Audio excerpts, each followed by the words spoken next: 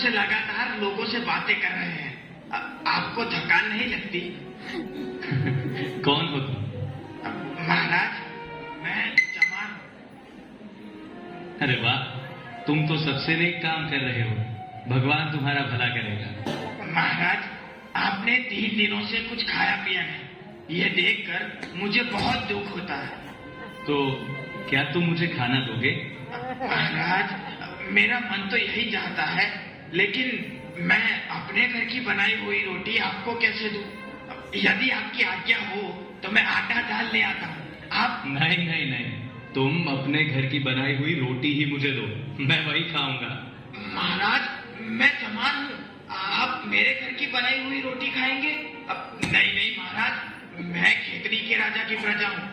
राजा जी को अगर पता चल गया कि जवान होकर मैंने एक सन्यासी को रोटी बनाकर दी तो मुझे भारी दंड मिलेगा महाराज, और राजा जी भी मुझे सजा देंगे। डरो मत, डरो मत। अगर इस बात के लिए तुम्हें सजा मिली या दंड हुआ तो वो मैं भुगत लूंगा। नहीं नहीं महाराज, अगर यहाँ किसी ने आते जाते आपको मेरा खाना खाते हुए देख लिया तो आपकी बुराई होगी और आपके साथ कोई बात भी नहीं करेगा। ये तो अच्छा है, मुझे बोलने की आवश्यकता नहीं रहेगी और मैं थोड़ा आराम भी कर लूंगा। तुम तो मुझे खाना दो बस।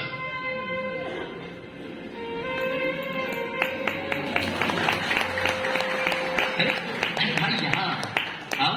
हाँ, मेरे पास बैठो। बैठो, हम साथ ही खाना खाएंगे। घबराओ मत, मेरे लिए तुम मेरे भगवान के भेजे हुए दूत हो। मेरे साथ बैठो, तुम भी मेरे साथ ही खाना खाओ। बैठो। हाँ, चलो चलो शुरू हो जाओ। महाराज, महाराज, आप सचमुच महान हैं।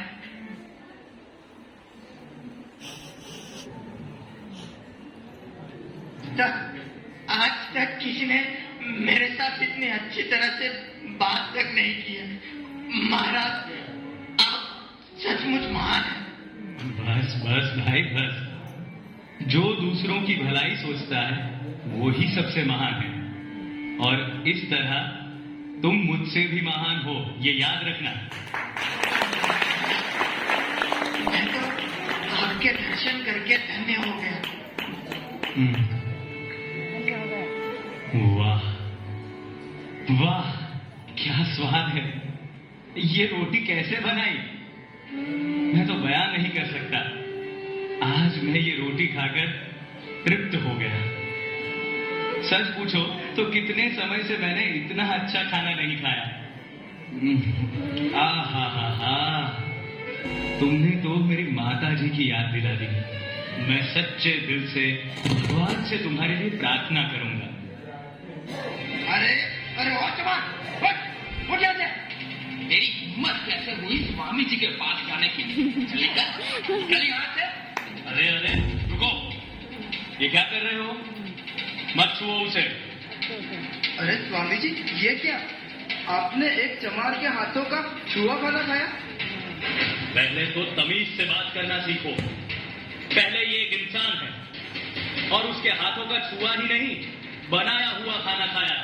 तो क्या हुआ? लेकिन स्वामी जी, ये आप जानबूझकर कैसे खा सकते हैं? क्यों नहीं? तुम सब लोगों ने तो मुझे लगातार 3 दिन और रातों से बुलवाया, मेरे साथ धर्म चर्चाएं की, बहुत कुछ प्राप्त कर लिया। आपके सभी प्रश्नों का मैं समाधान करता रहा, लेकिन मैंने कुछ खाया कि नहीं, मैंने कुछ पिया कि नहीं, इसकी किसी ने खोज खबर की? मैं इंसान हूं भाई, मुझे जीने के लिए दाल रोटी चाहिए, समझे?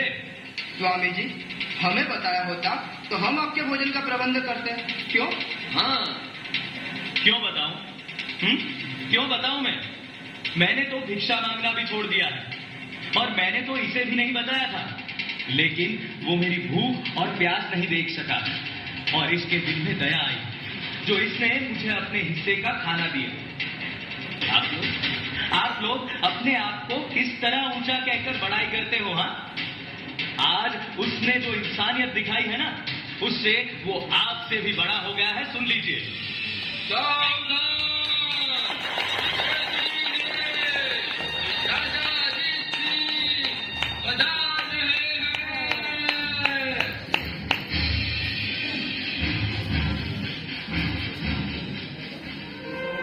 स्वामी जी।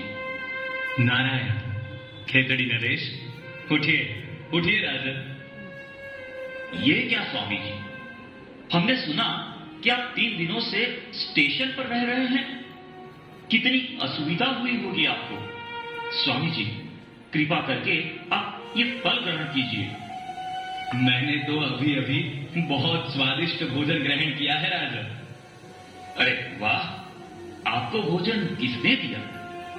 महाराज, महाराज मुझसे बहुत बड़ी भूल हो गई है, मुझे क्षमा कर दीजिए। अब से फिर कभी ऐसा नहीं होगा। अरे यह कौन है और इसने क्या गलती की? महाराज, ये चमार है और यहाँ स्टेशन पर काम करता है। महाराज, इस चमान ने अपने हाथों का बनाया हुआ खाना स्वामी जी को खिलाया। शिव शिव शिव शिव शिव, इसे दंड मिलना चाहिए। महाराज, दंड तो अवश्य मिलना चाहिए, मगर आपके दंड का अधिकारी कौन है? वो जिन्होंने मेरे साथ 3 दिन और रातों तक बातें करके मुझे भूखा प्यासा रखा, या जिसने मेरी दुर्दशा देखकर मुझे खाना दिया? बताइए। महाराज, आपके से मैं बहुत प्रसन्न हूं। जब तक झूठी सभ्यता के नाम से पहचाने जाने वाली बीमारी अस्तित्व में है, तब तक दरिद्रता अवश्य रहेगी और इसलिए उसे दूर करने की आवश्यकता भी बनी रहेगी। ब्राह्मण अपने आप को बहुत महान मानते हैं और चमान अपने आप को नीच। ये मानसिकता हमें उनके मन से निकालनी होगी। सुनो भाई, जब तुम अपने आप को हीन समझोगे, तब दुनिया भी तुम्हें हीन समझेगी। तुम्हारा काम कतई नीच नहीं है, बल्कि सबसे ऊंचा है। क्योंकि अगर तुम जूते चप्पल नहीं बनाओगे, तो लोगों को चलने फिरने में कितनी मुश्किल होगी, जरा सोचो।